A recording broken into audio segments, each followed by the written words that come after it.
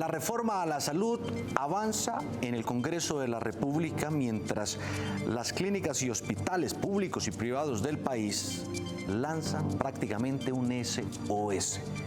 Están pidiendo ayuda, que el gobierno se meta la mano al drill para girarle recursos a los hospitales y clínicas. Juan Carlos Giraldo es el director de la Asociación Colombiana de Hospitales y Clínicas y además nos cuenta quiénes son los que más le deben.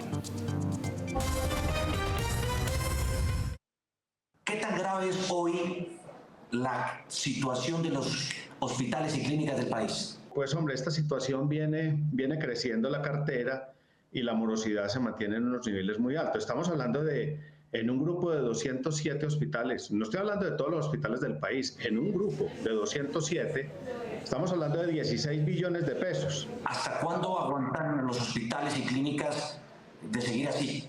Yo no tengo la respuesta de hasta cuándo porque no hemos pensado en un cierre, no hemos pensado en que se apague el sector, no. Nosotros estamos precisamente haciendo este llamado con anticipación de auxilio al gobierno, se lo estamos haciendo, pues para evitar que haya traumatismos. Mire, aquí adentro el sector hospitalario hace todos los esfuerzos. La falta de liquidez, de dinero, de hospitales y clínicas hoy representa baja calidad de servicio. No, hasta el momento nosotros mantenemos, don Juan Diego, los estándares de prestación de servicios. Pero en un caso hipotético en que usted vea disminuidos los recursos o que no se paguen, claro, lo primero que puede pasar es que usted tenga dificultades para responder con las obligaciones a los que le venden los insumos y medicamentos. ¿Hay algún hospital en particular que a usted más le preocupa por su falta de liquidez? Hombre, no, es que, Juan Diego, este es un tema que es, digamos, sistémico, este es un tema general. ¿Quién es el principal moroso de los hospitales y clínicas? Cuando usted mira la composición de esos 16 billones, ¿quién lo debe? Usted dice, casi la mitad son EPS del régimen contributivo, alrededor de 8 billones. Un 21% de esos 16 es régimen subsidiado y un 10% es régimen las entidades del Estado, entidades territoriales, una partecita que tiene ADRES ahí que lo que tiene que ver con accidentes de tránsito. Los nombres 1, el 1, no le voy a dar la cifra todavía porque esa la revelo la semana entrante, en contributivo el gran comprador de servicios y el que tiene la cartera más alta es la nueva EPS. Y en el régimen, en el contributivo, en el subsidiado encontrará usted una EPS regional en Antioquia que se llama Sabia Salud. En las entidades territoriales está Norte de Santander. Pero preocupa que diga que es el régimen contributivo el principal deudor. Claro, pero lo que... Pero pregunto, doctor, porque pues se supone que son los empleados que ya han pagado su derecho a recibir la atención a la salud y las EPS, entonces, ¿qué hicieron con ese dinero? Bueno, pues ese es un muy buen punto el suyo porque...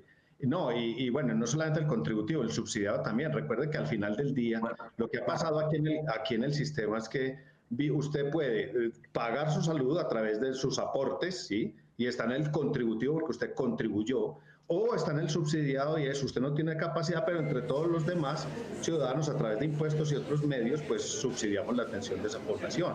¿A qué creer? Una cifra de la deuda con el sistema de salud la dan las EPS.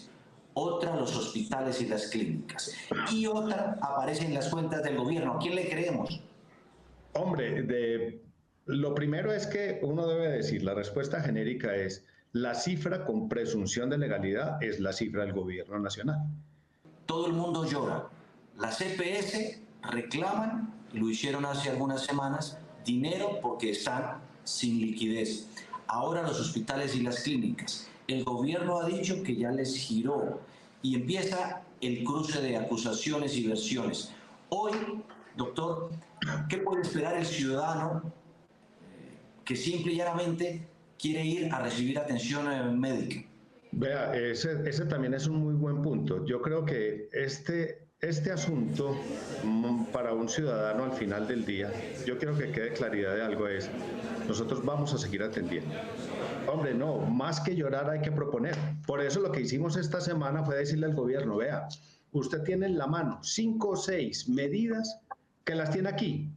Usted, poniéndole juicio a esas medidas, empaquetándolas, poniéndolas en orden, lanzándolas simultáneamente, puede conseguir que esta situación de iliquidez que acá se siente en el sector que presta los servicios de salud, pues podamos avanzar. La angustiosa preocupación de millones de padres de familia para pagar los costos de los colegios de sus hijos o incluso encontrarle un cupo a veces en un colegio público.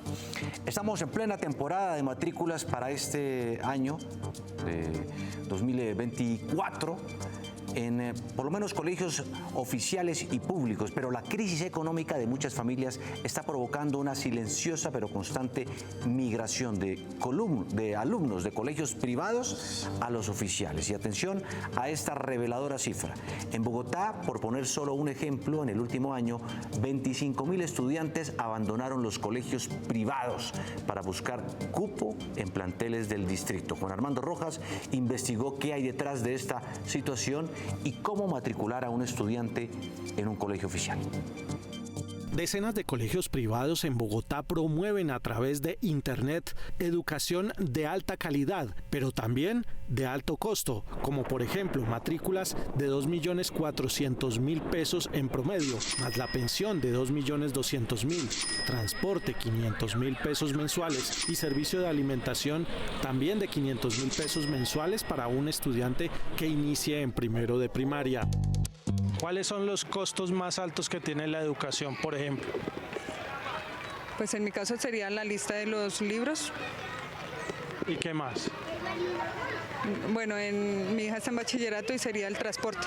La parte de los útiles como tal, que piden muchos útiles que no se van a utilizar y después uno asume el costo de que no se lo utilizaron, pero así le toca bajar uno el bolsillo.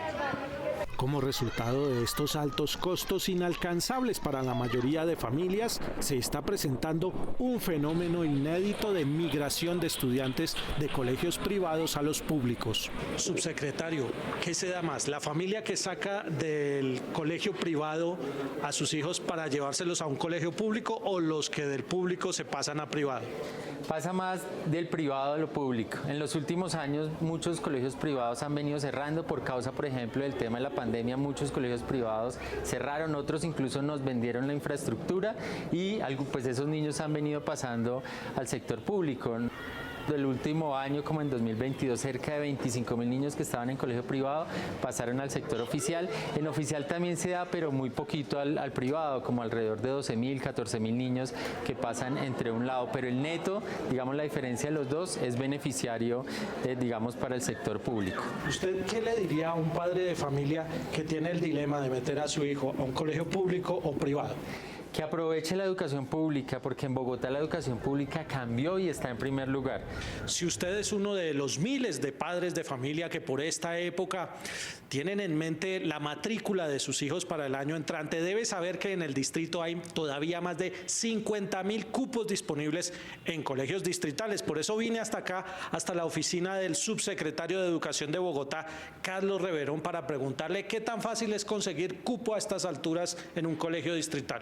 3 pasos muy sencillos. El primero, ingresar a la página web de la Secretaría y pedirnos el cupo. www.educacionbogotá.edu.co.